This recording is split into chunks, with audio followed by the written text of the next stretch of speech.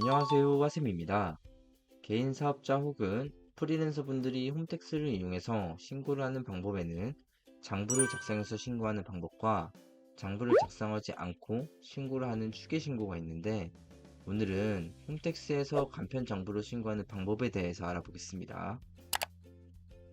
개인 사업자 및 프리랜서 활동을 하시면서 발생한 실제 비용들이 있는데, 이러한 비용을 홈택스에 있는 간편 장부 프로그램이나 다른 장부 프로그램에서 지출 내역 그리고 증빙 서류를 보관하고 있다면, 이 내용을 토대로 홈택스에서 계정 과목별로 해당하는 입력란에 입력을 해주시면 되는데요.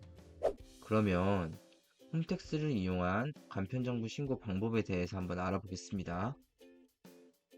우선 쉽진 않겠지만, 처음으로 간편 장부를 작성하여 신고하시는 분들과 신고를 어려워하시는 분들도 최대한 이해할 수 있게 천천히 살펴볼 것들 정리해 나가면서 설명해 드릴게요. 오른쪽 위에 신고 도움 서비스라고 안내되어 있는데, 여기를 클릭해서 들어가시면 신고하시는 분들에 대한 정보들이 나와 있죠.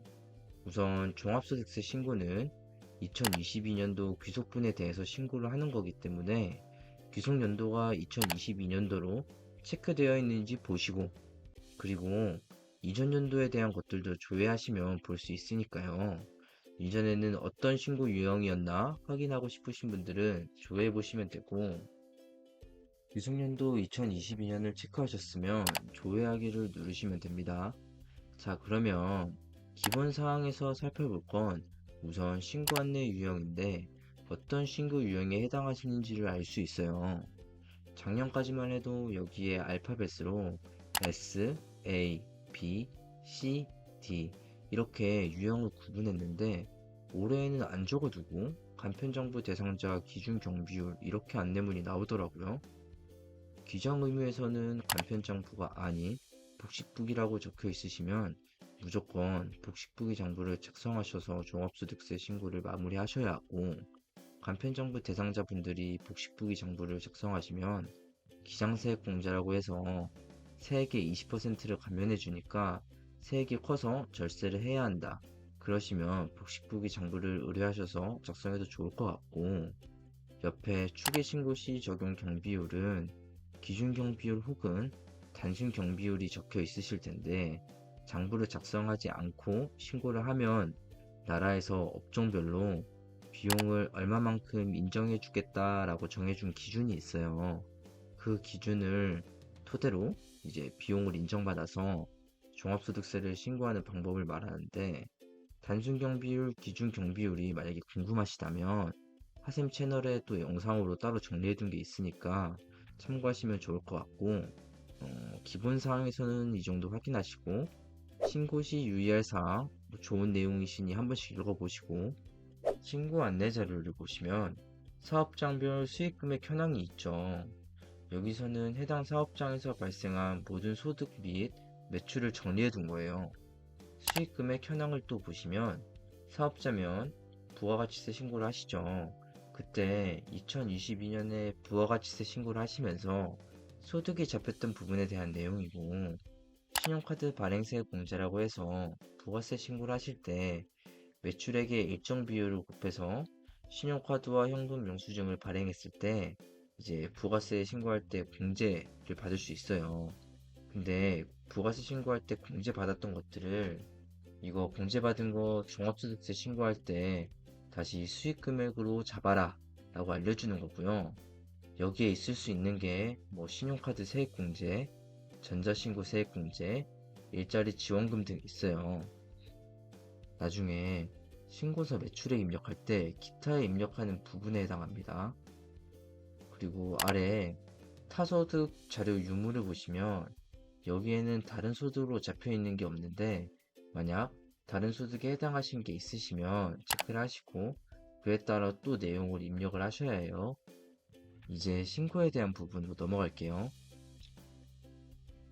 간편정부 대상자분들의 경우에는 일반 신고에서 정기 신고를 클릭하셔서 들어가시면 되고, 여기서 왼쪽으로 보시면 신고 순서가 있어요. 각 순서마다 입력해야 하는 부분들이 있는데, 마지막 제출을 하시면서 오류가 나와서 제출이 안 되시는 분들은 어떤 부분이 오류인지 확인하시고 해당되는 부분을 수정하셔야 신고를 마치실 수가 있어요. 우선 신고서를 작성하기 위해 새로 작성하기를 누르시고 휴대전화나 주소지 전화 둘 중 하나만 입력하셔도 되거든요. 입력하시고 조회를 누르시면 신고를 해야 하는 소득을 선택하시는 화면이 나오는데 1번 부동산 임대업 이외의 사업소득자분들은 여기를 체크하시면 되고 2번 사업소득 사업장 명세가 맞는지 확인하시고 적용하기를 누르시면 됩니다. 자, 여기까지 하신 후에 사업소득 사업장 명세서 쪽을 보시면 신고 유형이 선택이 안 되어 있거든요. 사업장 종합소득세 신고 유형을 선택하기 위해서 앞에 체크하시고 선택 내용 수정을 클릭합니다. 지금과 같은 화면이 나오는데 기장 의무는 간편장부 대상자, 신고 유형은 간편장부, 공동사업자 아니시고 이제 뭐 농촌 뭐 이쪽 부업소득 아니시면 얘 선택하시면 자동으로 입력이 됩니다. 자, 그러면 사업소득 사업장 명세서에 추가가 됐죠? 뒤에 보시면 신고 유형도 추가가 됐습니다. 여기까지 하셨으면 저장 후 다음 이동을 하시면 됩니다. 자, 여기는 2022년 작년에 벌어들인 총 소득과 비용에 대한 부분을 입력하는 곳입니다. 만약 사업장이 두 개이신 경우에는 사업장 정보에 추가로 한 개가 더 입력이 되어 있으실 거고 각각 체크를 하셔가지고 선택 내용 수정 클릭을 하시고 입력을 해주셔야 돼요. 매출액은 아까 종합소득세 신고 안내문에 나온 대로 적어주시면 되고 매출 원가, 제조 비용의 경우 이제 프리랜서에 해당하시는 분들은 여기에 작성할 게 없으시니까 입력하실 사항이 없고 개인 사업자분들의 경우에는 간편 정보에 작성한 걸 바탕으로 이제 입력을 하시면 되는데 재료비, 기초 재고액은 2021년 기말 재고액을 입력하시면 되고 2022년도 재료비, 매입하신 내용, 그리고 기말에 남은 거 이렇게 작성하시면 됩니다. 자, 그래서 첫 번째 빨간 네모 안에 제조 비용으로 입력하시고 노란 네모에 계산된 정보를 15번 항목인 단기 상품 매입액 또는 제조 비용에 입력을 하시면 됩니다. 그리고 마지막으로 초록 형광펜 보시면 간편장부에 기재되어 있는 14번 기초 재고액과 16번 기말 재고액을 입력하시면 17번 매출원가가 자동으로 입력이 됩니다. 이제 많이 헷갈려 하시고 힘들어 하시는 파트가 일반 관리비인데 일반 관리비도 위에 작성한 매출원가, 제주비용처럼 장부에 있는 내용을 토대로 작성을 하면 되거든요. 근데 이제 기록해둔 정보를 토대로 입력을 하면 되지만 여기서 영상을 보신 시청자분들이 장부에 기록은 해뒀는데 이걸 어디에 입력해야 할지 헷갈리시는 분들이 이제 많으실 거예요. 제가 그래서 항목별로 대표적인 비용들을 어디에 입력하면 되는지에 대해서 설명을 해드릴게요. 자, 25번 금요는 인건비 신고를 말하는데 일용직으로 인건비 나가신 거는 여기에 적으시면 안 됩니다. 26번 재세공과금은 등록세, 재산세, 자동차세, 주민세, 직원 국민연금 등으로 나간 비용을 적으시면 되는데 과태료로 나간 비용 이런 것들은 적으시면 안 됩니다. 27번 임차료는 사업장 월세, 사업장 관리비로 나가신 걸 적으시면 되겠죠. 28번 지급이자 사업과 관련해서 금융기관에서 납부하신 이자를 기재하시면 됩니다. 29번 접대비, 축의금, 부의금 등으로 지출한 내역을 토대로 건당 20만원 이하로 나가신 거를 적으면 되고 이제 타 사업장이랑 관련해서 접대를 목적으로 사용한 비용을 입력하시면 됩니다. 접대비의 경우에는 한도가 있으시니까 주의하셔야 해요. 그리고 30번 기부금, 기부를 하셨으면 여기에 기부금을 적으시면 되는데 뭐 아무 곳이나 기부했다고 해서 적는 게 아니라 국가에서 지정한 곳 혹은 교회, 사찰 등에 기부를 하셨으면 기부 영수증을 증빙으로 수취하셔서 기재하시면 됩니다. 자, 31번 감가상각비의 경우에는 일반적으로 고정자산을 사업용으로 이용하신 부분인 컴퓨터, 비품, 자동차, 건물 등이 있는 경우에는 내용 연수 기간에 맞춰서 감가상각 비용을 한도 내에 계상하여 입력하시면 됩니다. 32번 차량 유지비는 말 그대로 차량을 유지하는 데 들어간 비용으로 유류비, 주차요금, 자동차 검사비, 수리비 등이 들어갑니다. 33번 지급수수료, 대표적으로 세무기장료, 그리고 보안 S1 등 증명서 발급 수수료도 여기에 포함이 되고요. 이제 이러한 비용들이 여기에 들어갑니다. 34번 소모품비, 사업을 하시면서 취득가액 100만원 이하인 소모품 혹은 비품으로 나가신 비용을 정보를 토대로 입력하시면 됩니다. 35번 복리후생비는 이제 직원이 있는 경우에만 비용으로 들어가는 항목이고, 직원과 관련해서 이제 식대, 회식비, 직원 보험료 등이 여기에 해당합니다.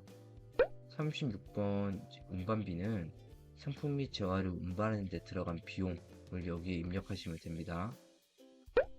37번 광고 선전비는 마케팅에 사용한 비용이 여기에 적히는데, 대표적으로 파워링크, 배달의 민족 등이 여기에 들어갑니다. 38번 여비교통비에는 사업과 관련돼서 이제 사회로 출장을 다녀오면서 교통비, 식비, 주차비 등이 지출된 게 있으면은 여기에 들어갑니다. 자, 39번 기타.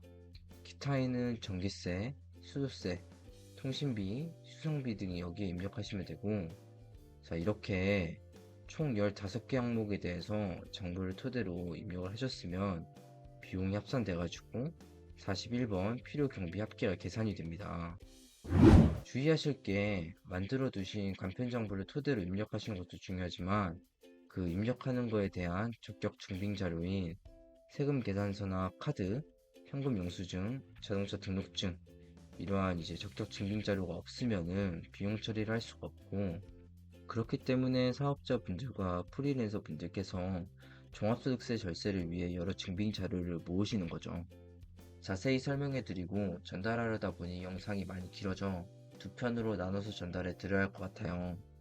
간편장부나 복식부기 장부를 만들어 종합소득세 신고를 하셔야 하는 개인 사업자분들과 프리랜서 분들 중에서 전문 세무사를 통해 절세 및 환급과 관련해 세무 대행이 필요하시다면 하셈텍스에서 잘 도와드리고 있으니까 많은 관심 부탁드리고, 다음 영상에서도 자세히 더 쉽게 정리해서 전달해 드리겠습니다.